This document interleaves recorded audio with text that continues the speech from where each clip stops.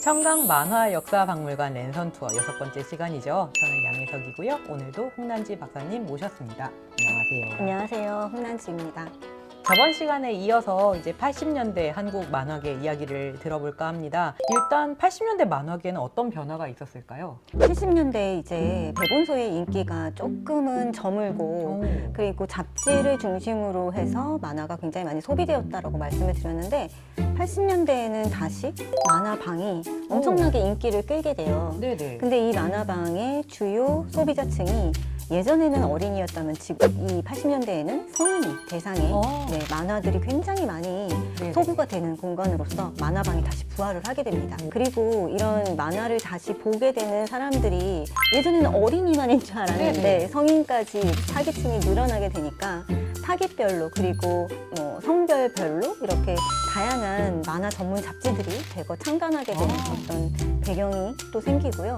그리고 당시에 프로 스포츠단이 굉장히 많이 창단하게 되면서 네. 스포츠 만화의 장르의 인기도 굉장히 많이 늘어나게 되죠. 성인 대상이고 스포츠라면 이제 어떤 종류의 만화가 있을까요? 뭔가 머릿속에 어렴풋이 떠오르긴 하는데요. 네, 80년대에는 진짜 이현세 작가님이 어떤 시대의 아이콘으로 활약을 할 만큼 만화가 분의 인기와 그리고 네. 작품의 인기가 엄청나게 높아졌었던 때거든요. 근데 그 인기를 견인했던 작품이 바로 공포의 외인구단이라는 작품이에요. 네.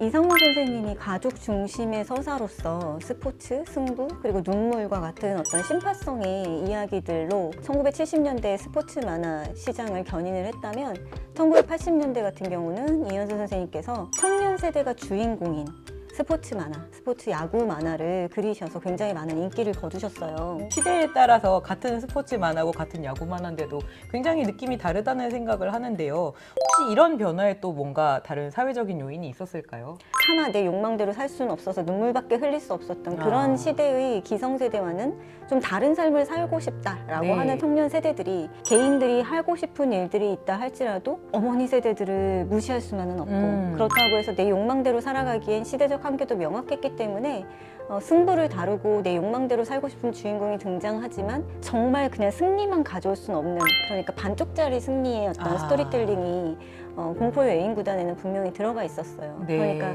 그 당시에 청년 세대들 그러니까 성인이 된 세대들이 우리의 만화구나. 네네. 나의 욕망을 채워주는 만화구나 라고 네네. 생각할 수밖에 없는 그런 시대적 배경과 그런 시대적인 배경을 잘 소화해낸 그런 작품이었기에 굉장히 많은 인기를 끌었다고 볼 수가 있겠죠. 영화 같은 걸로도 나왔던 것 같아요. 저는 약간 그 영화를 볼 만한 세대는 아니었긴 한데요.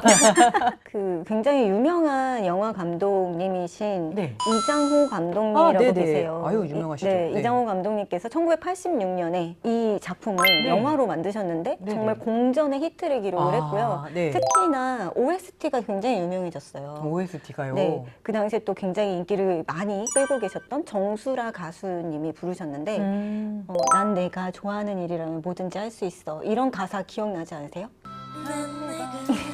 맞군요. 뭔가 그 이후로도 많은 분들이 불렀던 것 같은 느낌도 들고. 그 당시의 영화를 네. 또 지금의 감성으로 막 보기 시작하면 약간 뭐랄까요? 왠지 부끄러울 것 같아요. 네, 그러니까 손이 좀 오그라드는 네네네. 그런 대사 그리고 그런 장면들이 사실 많이 등장하긴 해요. 네네. 그 시대에 굉장히 좀 비극성을 많이 담아내고 낭만적인 작품이었다 하더라도 네네. 어쩔 수 없이 시대가 좀 흐르면 시간이 흐르면 그렇죠. 약간 좀 촌스럽다고 느끼는 감이 없지 않잖아요. 네, 그쵸. 그래서 지금 보시려고 하는 분들은 이것들을 감안을 하고 보셔야 그 시대를 제대로 이해하실 수 있을 것 같다는 생각도 드네요. 그러게요. 이현세 선생님은 근데 이렇게 지금 시대적인 한계고 뭐고 하는데 지금도 너무 활발하게 활동을 하고 계시잖아요. 맞아요. 이분께는 시대적인 한계가 없는 걸까요? 정말 이렇게 오랫동안 현업에서 활동하고 계신 작가님들을 볼 때마다 감개무량하고 정말로. 우리가 앞으로 가야 할 길이 저건가 보다라고 삶의 맞아요. 참고가 되기도 하잖아요. 맞습니다. 근데 실제로 그 이현세 작가님께서는 작가로서 굉장히 대성공을 거두셨어요. 그래서 네네. 1990년대에는 이제 나와 같은 정말 청년 네. 세대들의 어떤 만화가가 등장해야 된다라고 생각을 하시고 미스터 블루라는 잡지를 창간을 아, 직접 하셨어요. 네, 알고 있죠, 잡지. 네. 그래서 그 잡지를 통해서 양영순 작가님, 세상에. 네, 그리고 윤태호 작가님께서 오. 빛을 보게 되셨죠. 세상에 후황양성을 또 확실하게 그렇죠. 그리고 하셨군요. 네, 이후에는 대학에서도 네. 교수로 재직을 하시면서 또 계속해서 후학을 양성하시는데 여념이 없고요. 게다가 이현세 작가님의 작품은 워낙 히트를 거두니까 이 작품을 가지고 뭐 애니메이션으로 만들자, 영화로 만들자, 그쵸. 드라마로 만들자는 제안이 굉장히 많이 들어왔었는데 그럴 것 같아요. 우리나라의 그런 영상 제작의 어떤 시스템이 네. 제대로 잘 갖춰져 있지는 않았어서 아, 네네. 안타깝게도 아마게돈이라는 음. 작품이 영상화가 되었을 때, 애니메이션화가 되었을 때 굉장히 제작비를 많이 투여해서 네. 이렇게 좋은 작품을 만들 거예요 라고 짜장 광고를 했지만 네. 제대로 만들어 보기도 전에 네. 그 업체가 도산을 해버렸어요. 아, 저런. 네. 그러니까 투자자들이 네. 그 도산한 업체의 사장을 찾아간 게 아니라 네. 네, 이현세 선생님이 원작자니까 많이 알려져 있으니까 네. 굉장히 많은 부담을 혼자서 지시게 세상에. 되셨죠. 그런데도 그런 책임감에서 한 번도 도망치지 않으시고 굉장히 모든 그 작품에 대한 그리고 본인의 어떤 작품이 잘못될 가능성이 있다고 생각이 들 때마다 네. 책임을 다하셨던 아주 어. 멋진 모습을 보여주셔서 여러모로 굉장히 많은 귀감이 되는 정말요. 만화계의 정말 귀한 인사라는 생각이 듭니다. 어른이시죠, 네. 만화계. 이때 뭔가 잡지 하나가 대히트를 쳤다는 얘기를 미리 전해 들었어요. 이 잡지에 대한 얘기를 좀 해주실까요? 1980년대에 또 굉장히 또 유명한 잡지가 하나 창간을 하게 되는데 만화 전문 잡지였던 보물섬이 창간을 하게 됩니다. 아, 유명한 잡지죠. 이만했던 것 같아요. 네, 네. 정말 두꺼웠어요. 네, 네. 보물섬이 배출해낸 걸출한 스타 작가님들도 굉장히 많았고요. 네. 예를 들자면 어떤 분이 있으실까요? 예를 들자면 제가 굉장히 존경하는 아기공룡들리의 김수정 선생님 아주 같은 큰 경우. 이름이 나왔군요. 네. 네. 사실 보물섬이 창간했던 때가 1982년 10월인데 네. 그게 작가님들 사이에서 굉장히 많이 아름아름으로 알려졌었대요. 네. 아, 이런 잡지가 창간이 될 텐데 네네. 지금 여기 누구도 연재를 하고 누구도 근데 여기에 이름이 포함되지 못하면 지금 인기 있는 작가가 아닌 게 아니야? 라는 식의 생각이 들 정도로 소위 네임드가 아닌 게 되는구나. 네. 정말 유명한 작가님들이 다 창간에 작품을 내셨던 거죠. 네네네. 아기공룡 둘리라고 한다면 요즘 친구들도 의외로 다 알고 있거든요. 맞아요. 그렇게 생각을 하면 시대를 지금 한 40년을 건너뛰어서 사랑받고 있는 캐릭터라는 얘기가 되는데요.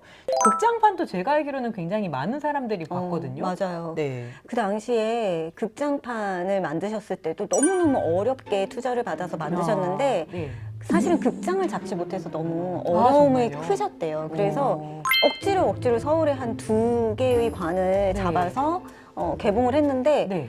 글쎄 네. 그 얼음별 대모험이 네. 그렇게 작은 어떤 규모의 극장에서 개봉을 했음에도 불구하고 당시에 개봉했던 디즈니에서 만든 애니메이션을 제치고 세상에. 네 1위를 아, 어떻게 그럴 수가 있지? 네, 기록을 했다라는 말씀을 해주셔서 와 그치 나도 봤는데 아, 라는 저도 생각이 봤어요. 들어요. 예, 저도 극장에서 봤어요. 근데 정말 재밌었잖아요. 재밌었어요. 네, 엔딩도 우와. 너무 좋고. 네, 그리고 놀랬던 게 우리나라에서 이렇게까지 퀄리티가 높은 애니메이션이 나올 수 있다고? 라고 생각을 했던 것 같아요. 네. 네, 근데 그것도 역시나 김수정 선생님께서 거의 애니메이션 감독을 도맡아서 세상에. 하셨기 때문에 아하. 그럴 만한 퀄리티가 나올 수 있었다라고 생각이 들어요. 둘리는 앞으로도 아마 생명력이 계속 이어지지 않을까 싶습니다. 근데 아기공룡 둘리 말고도 굉장히 많은 작품을 하셨다고 들었어요. 네. 그 당시에 굉장히 다작을 한 작가라는 말씀을 들었는데 이렇게 뭔가 창의적인 작업을 하시면서도 그렇게 다작을 할 수 있었을까요? 어떻게 그게 가능했을까요? 네, 실제로 김수영 선생님께서도 아이디어가 떠오르지 않을 때 가장 어려웠다, 힘들었다라고 말씀을 하세요. 그러니까 몇 날 며칠 밤을 세워도 아이디어가 떠오르지 않을 때가 세상에. 정말 많아서 너무너무 힘들었는데 그럴 때는 그냥 앉아서 작업에 매진하는 것보다 그냥 무조건 버스를 탔다라는 식의 말씀을 해주셨어요. 버스를 타고 동네 한 바퀴 그리고 서울 한 바퀴를 돌다 보면 자연스럽게 아이들이 타기도 하고 어르신들이 타기도 하고 이러면서 어떻게 다들 살아가나라고 하면서 아이디어도 얻으시고 그리고 무작정 이화여대 앞에서 내린다거나 왜죠? 그러니까 그 여학생들은 어떤 얘기를 하나 네. 경험하지 못해 보신 거잖아요. 네네네, 그리고 그쵸. 또 을지로에 갑자기 내려서 거기에 이제 저녁 시간이 되면 점심 시간이나 저녁 시간이 되면 회사원분들이 굉장히 많이 나오니까 그렇죠. 거기서 그냥 무작정 자리에 앉아서 같이 밥을 먹고 커피를 아. 마시면서 귀를 계속 열어두시는 거죠. 세상에. 무슨 얘기를 하나. 그러면 아이디어가 조금씩 떠올라서 집에 돌아와서 이야기를 정리하고 이렇게 많이 하셨다고 얘기를 하세요. 그래서 제가 너무 궁금했던 게 정말 작품 수가 많고 제목들이 정말 계속 끝없이 나와서 한 달에 마감이 많으실 때는 몇 개나 하셨어요? 라고 여쭤봤어요. 네. 몇 개나 할 수 있을 것 같으세요? 4개? 무려 16개를 하셨던 적이 있대요. 한 달에 한 16개는 달에. 아니 그러면 거의 이틀 걸러 하루 걸러씩 마감이 있었던 셈인데요. 그러니까요. 단편적으로 에피소드가 시작하고 끝이 나잖아요. 네네네네. 명랑 만화 스타일이니까. 네. 그렇기 때문에 가능했던 걸 수도 있다라고 말씀을 겸손하게 너무 해주셨는데 겸손한 말씀이네요. 네, 진짜 16개라는 말을 들을 때 저한테 거짓말 하시는 거죠? 라는 그러니까요. 반문을 안 할 수가 없었던 그런 숫자. 놀랍죠. 여기까지 오늘 저희가 80년대 한국 만화, 특히 이제 이현세 선생님과 김수정 선생님 두 한국 만화계의 큰 어른에 대해서 이제 알아보았는데요. 굉장히 재미있는 시절이었다는 생각이 들어요. 70년대를 지나면서 이제 굉장히 많은 만화가들이 데뷔를 해서 새로운 시대를 열어갈 준비를 했고, 그리고 잡지에서도 이제 잡지 만화만으로 이루어진 잡지가 처음으로 등장을 하면서 어른들 대상으로 하는 만화방도 있고, 이제 어린 친구들은 만화 잡지를 통해서 또 만화랑 친숙해지고, 그러니까 어린 양 성인 모두 만화를 통해서 어떤 즐거움을 얻고 있던 시대이기도 했고, 그리고 또 이제 조금 전으로 돌아가자면 전에 설명해 주셨던 저희에겐 순정 만화가 있었잖아요. 그것도 또 80년대 얘기를, 90년대 얘기를 저희가 많이 했었는데 그 태동도 또 같이 이루어지고, 그러면서 만화의 저변이 굉장히 급속도로 확장되던 시대였다는 걸 알 수가 있었습니다.